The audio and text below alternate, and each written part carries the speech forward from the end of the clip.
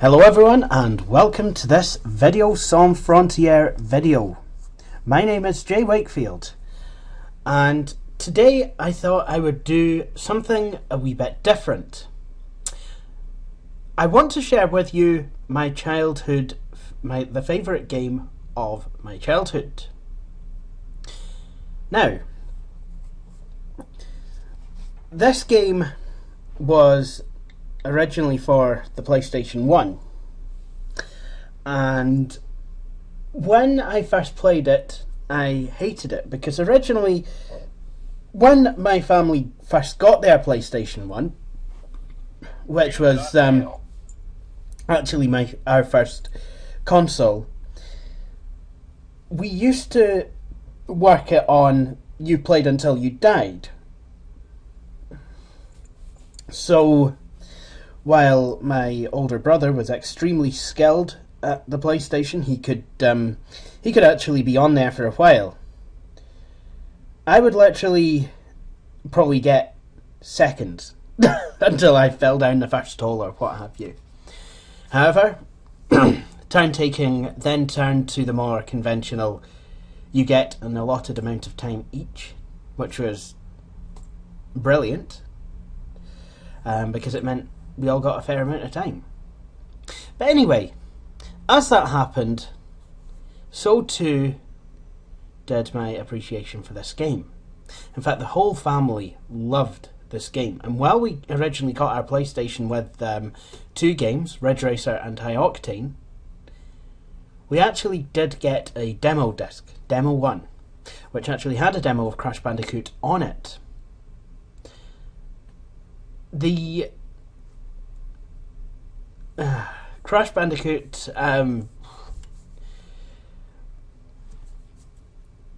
we actually bought Crash Bandicoot. That was the first game we actually bought after we'd got the PlayStation.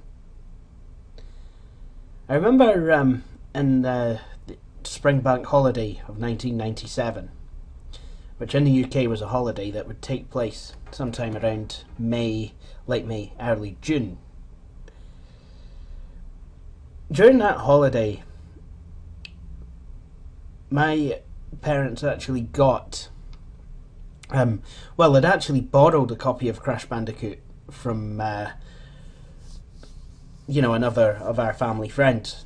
And, we really did like it. So later that week, we actually got our own copy of Crash Bandicoot. I remember that well.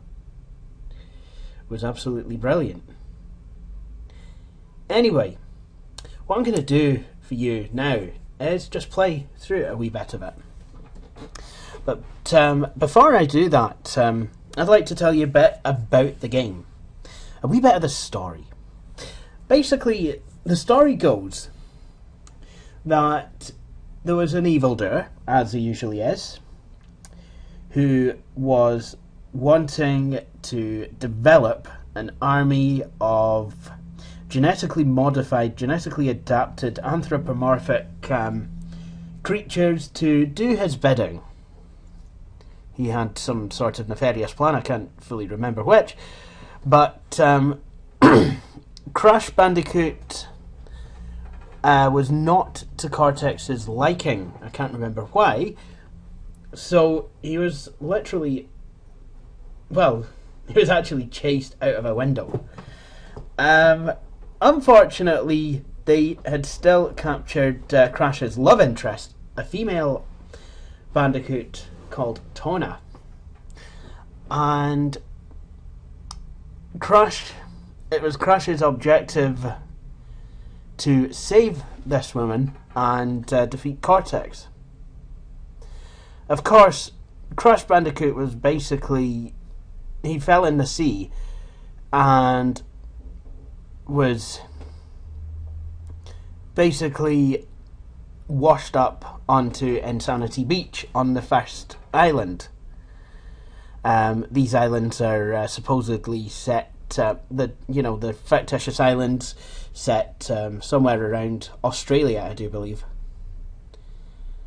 And you have to go through all sorts of different areas, jungles, native camps, even have to, you know, ford streams, rivers, ruins, ancient cities, before coming to the third island, where you storm Cortex's castle and manage to make your way up through the castle to Cortex, where you actually have to try and defeat him. Obviously, there are bosses on this game. You have to defeat some. Well, you have to defeat them all. And these are more of Cortex's grotesque creatures. But enough of all that. Let's actually play the thing.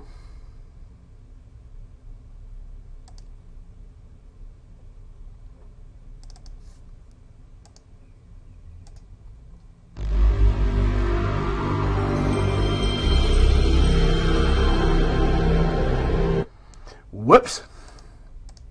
That went well.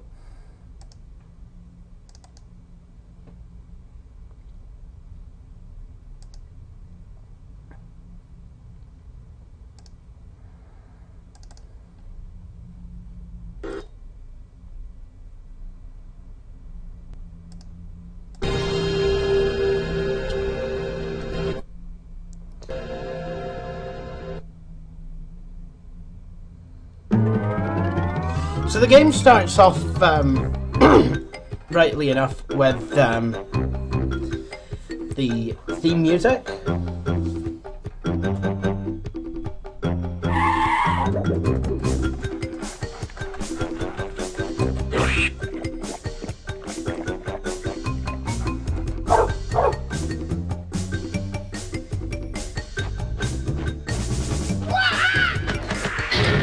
If you don't mind, I'm gonna actually turn off the music.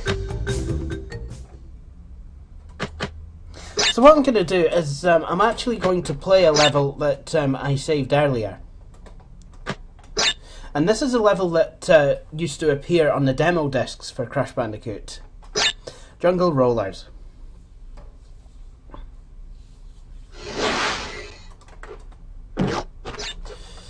So you have all sorts of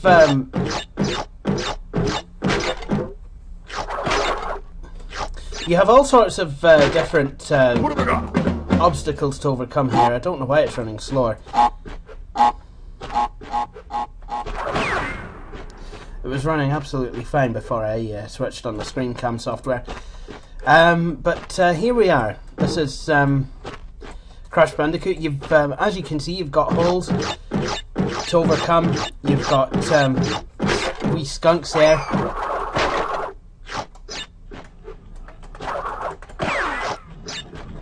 Oh yeah, and these flowers that like to eat you.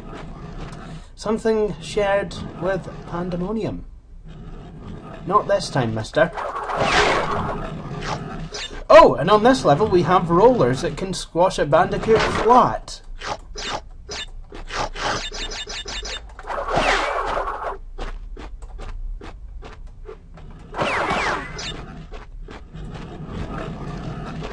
And then you have these witch doctor's masks, known as Aku Aku masks.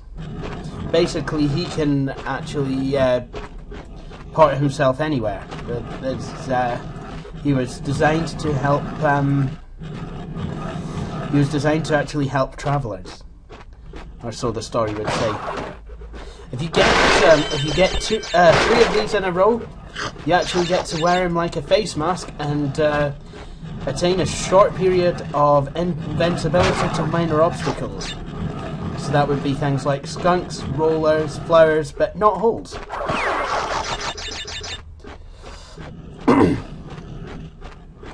Obviously, if you were to hit an enemy, you'd use the guardian angels. The gold one would turn back to a coloured one, and like that.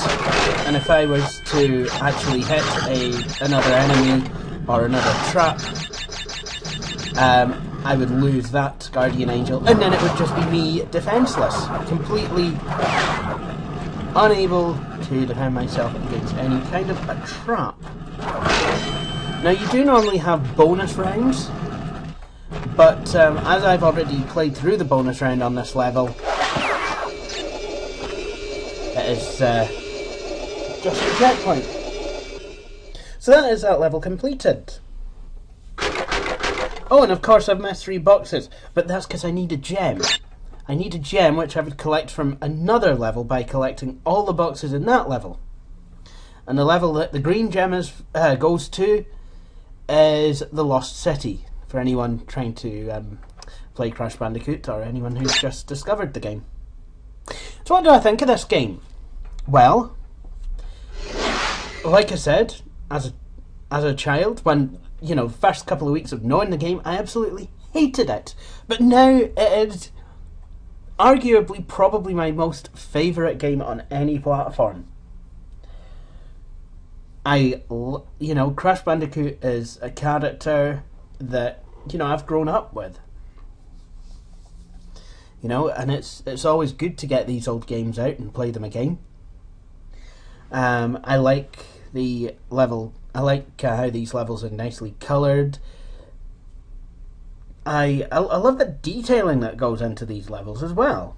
I mean, things that you can't interact with, but they're still there in the level. I mean, you've got grass here. You've got lovely designed totem poles. Let's play through some of this, and I'll show you what I mean. Oh yeah, this was always a challenge, even more so when the frame rate seems to be derping out.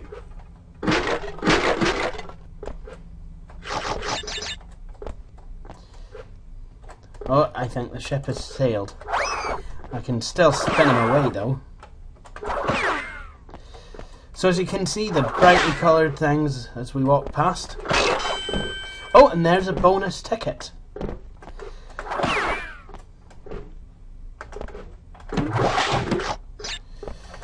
Oh, if you manage to get 2 enemies in the one shot, you get a piece of Wimpa fruit. And these are lives, although that doesn't really...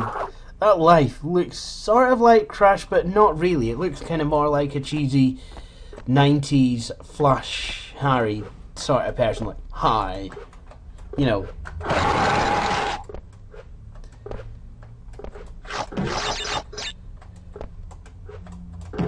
So again, we see the brilliant native patterns.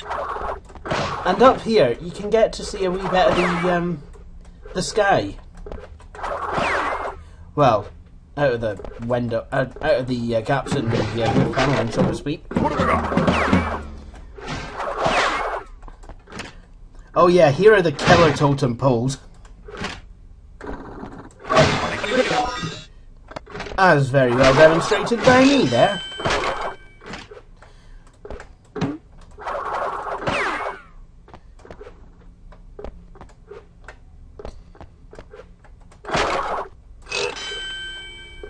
Again, I am going to miss some boxes on this level because I need to collect the yellow gem, and I can't fully mind where that goes to. Some enemies you can't just jump or spin them, you have to jump on them in a certain place or spin them a certain way. And that woman with the bouncing board is a fine example of that. Oh, another bonus ticket. We're actually going to be going to a bonus round now. Excellent. Yay, bonus rounds!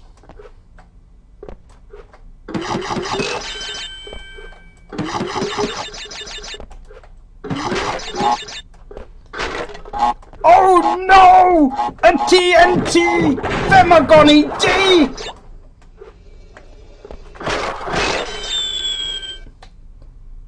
Dang.